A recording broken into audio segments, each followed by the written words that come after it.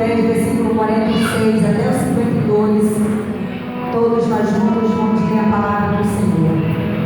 Depois foram para Jericó, e saindo ele de Jericó, com seus discípulos e uma grande multidão, Bartimeu, o cego, filho de Timeu, estava assentado junto ao caminho, mendigando.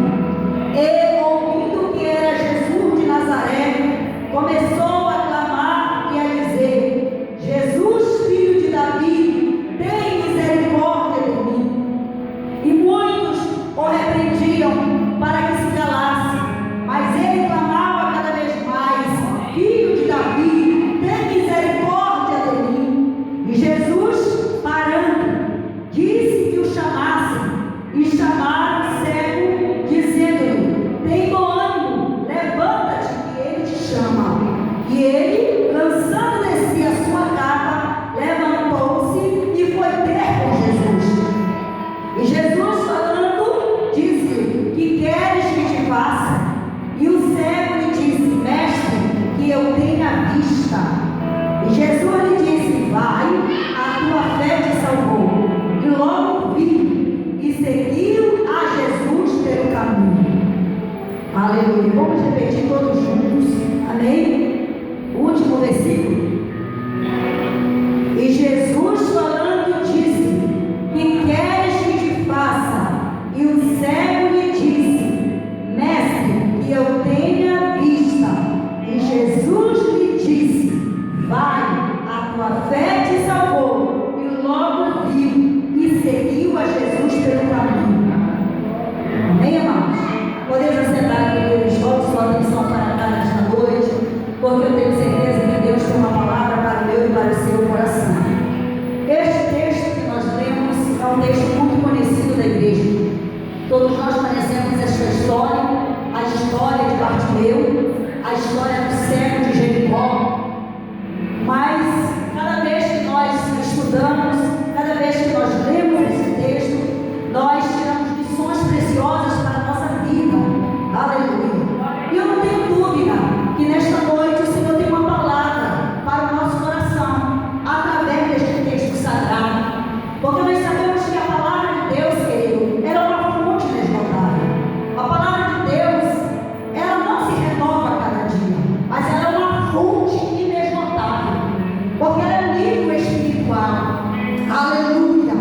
E hoje nós vamos aprender algumas lições preciosas para a nossa vida através da vida do cego, do filho de Timeu, ali chamado Bartimeu. Bendito seja Deus. A palavra de Deus, querido, nos diz que este homem aqui, ele era cego. Nós sabemos, queridos, que a cegueira é uma das deficiências mais tristes que existe. De todas as deficiências, para mim, particularmente falando, a cegueira é a pior, é a mais triste que existe. Porque se a pessoa perder um braço, ela ainda pode colocar uma prótese e voltar a fazer suas atividades normais. Se a pessoa perder uma perna, ela também pode colocar uma prótese e voltar a andar. Agora, se a pessoa perder a visão, ela vai ficar totalmente cega, ela não vai poder mais contemplar a luz do dia, ela não vai mais poder enxergar o rosto das pessoas. Nós sabemos que nos dias que nós vivemos, em pleno século XXI, nós sabemos que existem algumas pessoas deficientes visuais que elas têm uma vida normal, mas se você for perguntar para elas se elas gostariam de enxergar, com certeza elas diriam que sim, porque não tem coisa melhor do que você poder contemplar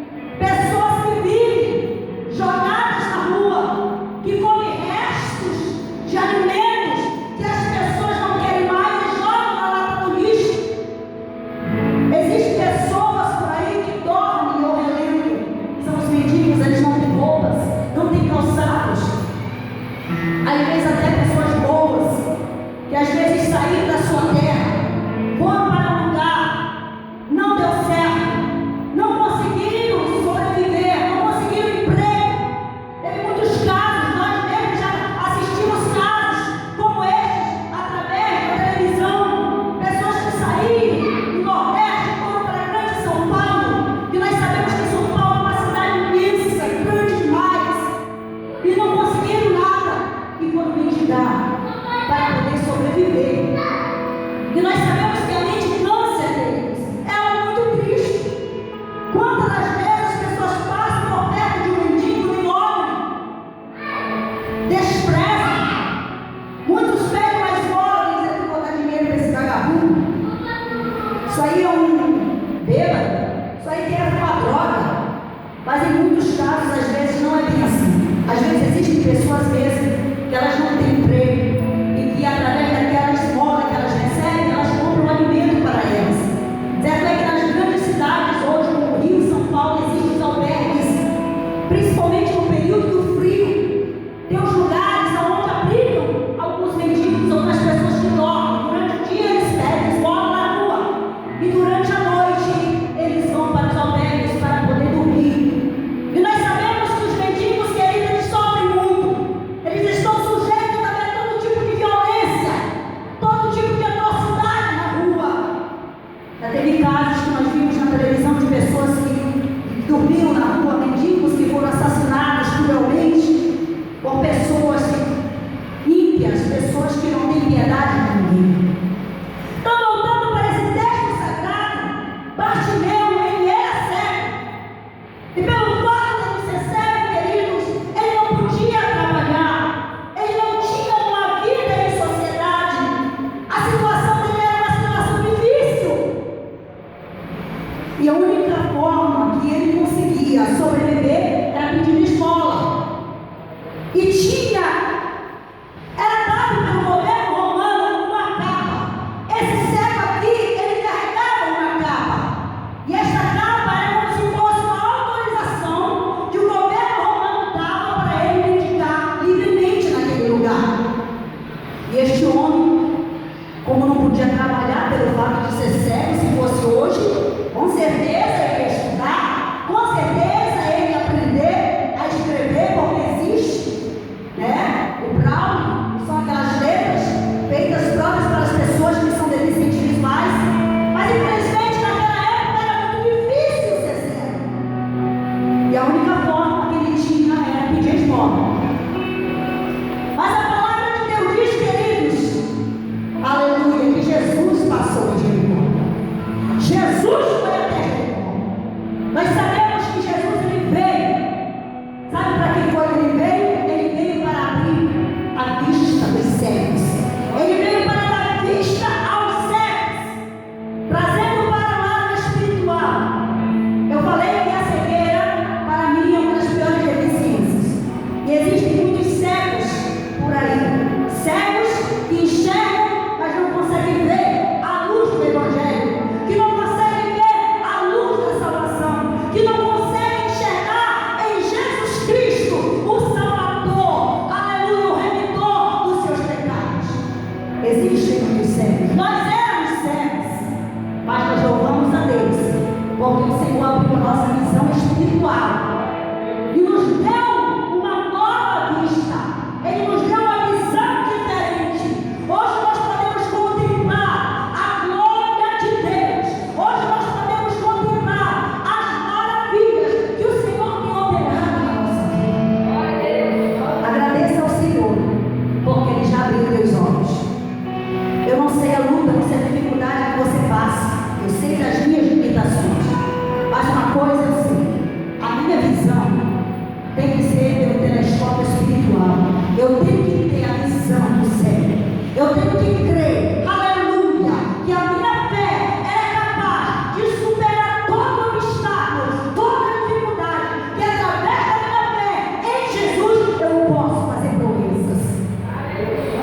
Nós temos que ter uma visão espiritual. Nós não podemos enxergar com os nossos olhos carnais. Jesus passou em Jericó. A palavra de Deus diz, queridos, que passando Jesus,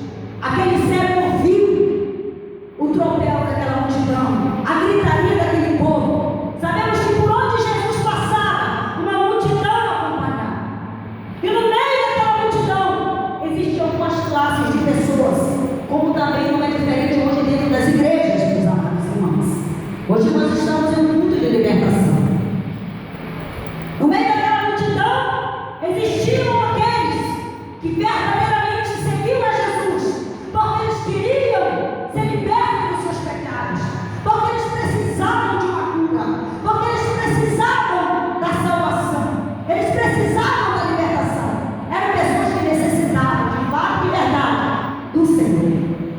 Mas também existiam aquela outra classe que seria para observar se realmente o que Jesus fazia era realmente pelo poder de Deus ou pelo poder do diabo. Existiam aqueles que iam para criticar o ministério do mestre. Existiam aqueles que iam ali para ver se pegaram Jesus em alguma falha, e não é diferente de hoje. Quantos são aqueles que vêm ao culto de libertação, em vez de se ligar com o céu, em vez de dizer: Senhor, eu vim aqui nesta noite porque eu quero receber o meu milagre, eu acredito que tu estás aqui. Não.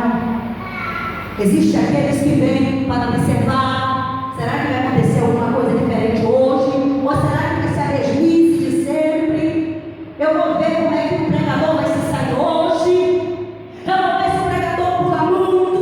Eu vou ver se o pregador realmente prega a Bíblia. Mas ele não vem com o intuito de adorar a Deus, de se comunicar com o céu, de pedir para o Senhor operar na vida dele. Ele já sai com o espírito de crítica, mas o Senhor não quer que nós venhamos nos apresentar na presença dele com o espírito de crítica, e muito menos com o espírito de incredulidade. Mas o Senhor quer que nós nos apresentamos a ele, aleluia, como um sacrifício santo, vivo e agradável ao Senhor. Eu vim aqui para adorar a Deus, para receber, porque eu creio que ele está neste lugar. A Bíblia diz que onde estiverem dois ou três reunidos no nome do Senhor, ali ele está no meio. Quem vai operar o milagre não é o pregador, não é o pastor. Quem vai operar o milagre é Jesus através da tua fé. Jesus disse para Marta: Marta, se creres, verás a glória de Deus. Marta estava com o espírito de incredulidade. Quando Jesus chega lá no túmulo, Lázaro já tinha sido enterrado, já fazia 4 dias. Jesus chegou ali, Marta chorando, disse: Mestre, se o Senhor estivesse aqui, o meu irmão não teria morrido. Aí Jesus disse: Marta, se creres, verás a glória de Deus. Tu crê que teu irmão pode ressuscitar, Marta? Ela disse: Sim, mestre, eu creio que ele vai ressuscitar no último dia. Olha como é que estava o pé de Marta. Marta tinha uma fé escatológica. Marta estava com aquela fé que ela acreditava que no dia da ressurreição dos santos, Lázaro ia ressuscitar. Aí Jesus, naquela hora, fortalece a fé de Marta e diz: Marta, tu está diante daquele, aleluia, tu está diante daquele que tem todo o poder. Assim também nesta noite o Senhor diz: igreja, tu está diante daquele que tem todo o poder no céu e na terra. Tu está diante daquele que recebeu o nome que está acima de todos os nomes. Tu está diante daquele que faz infinitamente mais do que pedimos ou pensamos, segundo o seu poder que opera em nossa vida. Aí Jesus fortalece a fé de Marta e diz: Marta, eu sou a ressurreição e a vida. Quem crê em mim, ainda que esteja morto, viverá. E todo aquele que vive e crê em mim nunca morrerá. Bendito seja Deus. Jesus parte para aquele túmulo, retira a pedra. Jesus mandou naquela hora que aquelas pessoas, estava ali uma multidão, pessoas chorando e muitos criticando. Tinha pessoas criticando. Olhavam para o mestre e diziam: olha, está vendo só? Diz que era amigo de Lázaro. Mas na hora que Marta e Maria mandou chamar ele, viu que ele demorou 2 dias para chegar. Não existem essas pessoas que adoram criticar. Poderia estar aqui, poderia ter vindo logo. Não é amigo, não ama essa família. Não vivia aqui socado na casa de Marta e Maria, comendo churrasco. Jesus chorou. Quando Jesus chorou, você sabe por que Jesus chorou? Jesus não chorou porque ele não tinha capacidade para ressuscitar Lázaro. Jesus não chorou, aleluia, porque aquele povo estava criticando ele, porque ele sabia o que se passa. Ele sabe o que se passa na mente e no coração dos homens. Eu não sei o que se passa no teu coração, na tua mente, meu amado irmão, minha amada irmã, mas o Senhor sabe.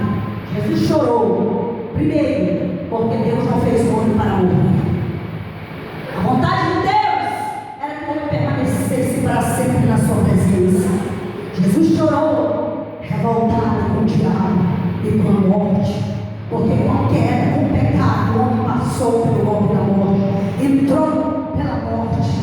Naquela hora Jesus dá um prato: Lázaro, vem para fora. E a palavra de Deus diz que Lázaro ressuscitou com vida para a glória de Deus. Você está diante daquele que tem todo o poder. Eu não sei qual é a tua situação, mas uma coisa eu sei, meu irmão: se creres, verás a glória de Deus. É necessário acreditar, é necessário perseverar. Eu aprendo com a vida de Bartimeu. Bartimeu estava numa situação difícil, era cego, mas a deficiência triste, não podia enxergar. A única coisa que ele podia fazer era estender a mão e pedir uma esmola.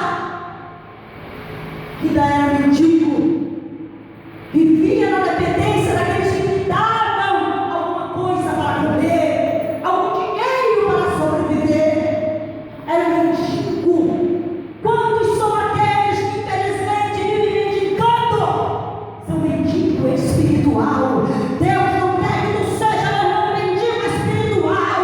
A palavra de Deus diz em Isaías capítulo 19, aleluia, 19: se quiserdes e me ouvirdes, comereis do melhor dessa terra. Deus não criou essa igreja para ser uma igreja mendiga espiritual. Tu não é um mendigo espiritual. O Senhor quer que tu vista o melhor, o Senhor quer que tu calce o melhor, o Senhor quer que tu coma o melhor, mas para isso tu tem que crer na palavra de Deus. Se quiserdes, porque não é todos que querem, e me ouvirdes, porque não são todos aqueles que ouvem o que a palavra de Deus ensina. Tem uns até que ouvem, mas não praticam a palavra. A palavra de Deus diz mais: sabe o que foi que Deus fez? A Bíblia diz que o Senhor se fez pobre para nos fazer ricos, diz a palavra de Deus. O Senhor não quer, pastor Antônio Cruz, que o Senhor seja um mendigo espiritual, mas Ele quer que você seja um príncipe, um homem abençoado, um homem próspero, como você também, evangelistas, obreiros do Senhor, irmãos que estão me ouvindo nesta noite. Não é o desejo do coração de Deus que os irmãos ficam mendigando, mas às vezes nós estamos na condição de mendigo. Sabe por quê? Porque nós não conseguimos enxergar pelos que dobram da fé. Nós temos que crer na palavra de Deus diz. Se eu sei o que a palavra de Deus diz que eu sou, filha de Deus, então eu tomo posse dessa palavra. A palavra de Deus diz, sabe o quê? Que nós somos águia de Deus. Águia de Deus não é porta-mão, meu querido, pardal papalixo. Águia vive nas alturas, vive nas montanhas. Águia não come qualquer coisa. Águia não se conforma com aquela mesmice. Nós não podemos também nos conformar com a situação. Ai, irmão, o diabo tem se levantado contra a minha vida. Ai, irmão, não tem mais jeito. Tem sim, meu irmão. Te levanta na autoridade do nome de Jesus. Bate o meio de Satanás. Até hoje, tu fizesse bagunça na minha vida, mas tu vai ter que sair daqui em nome de Jesus. Chega uma hora que Jesus vai chegar. Vai passar. Eu não sei por quantos anos Bartimeu ficou cego e mendigo naquele lugar. Mas Jesus foi de Jericó. Jesus desceu de Jericó. Aleluia. A palavra de Deus diz, queridos, que cego ouviu. A multidão que me acompanhou.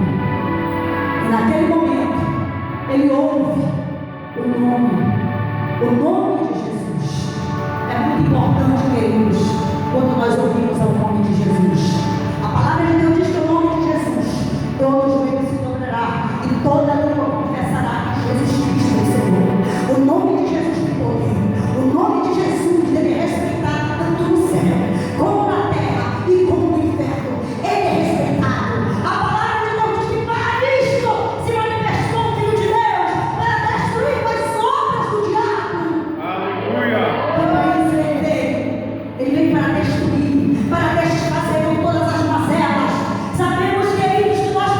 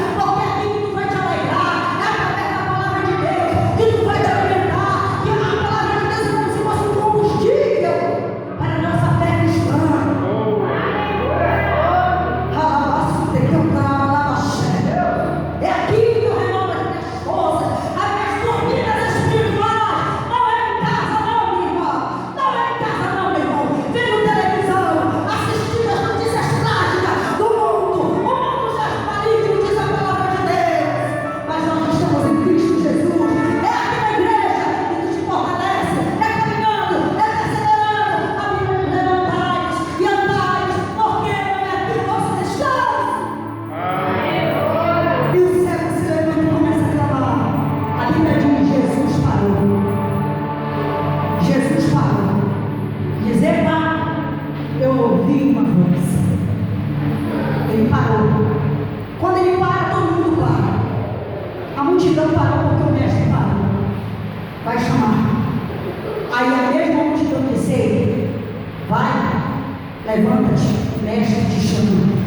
Vai, tem bom ânimo porque ele te chama. Te alegra, tem bom ânimo, fica feliz, te alegra, te anima porque ele está te chamando. Ele está gritando pelo teu nome. Ele parou para te atender, ele parou para te dar vitória. Ele ouviu a tua oração. Te anima, te alegra, tem bom ânimo porque está chegando a tua vitória. Está chegando a alegria na tua casa. Está chegando a restauração do teu casamento. Está chegando aquela porta de emprego que nunca pedido. Está chegando a salvação do teu filho. Está chegando aquela cura que nunca pedido. Está chegando, está chegando.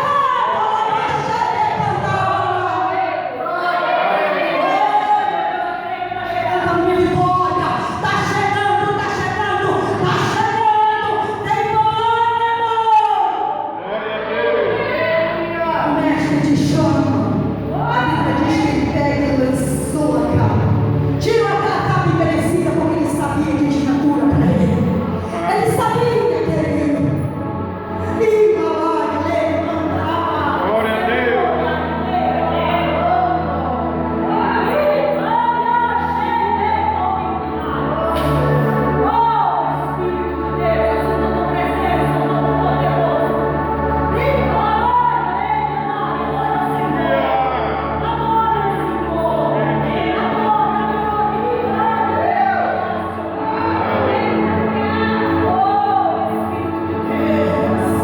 Ele não precisava mais daquela capa, meu querido.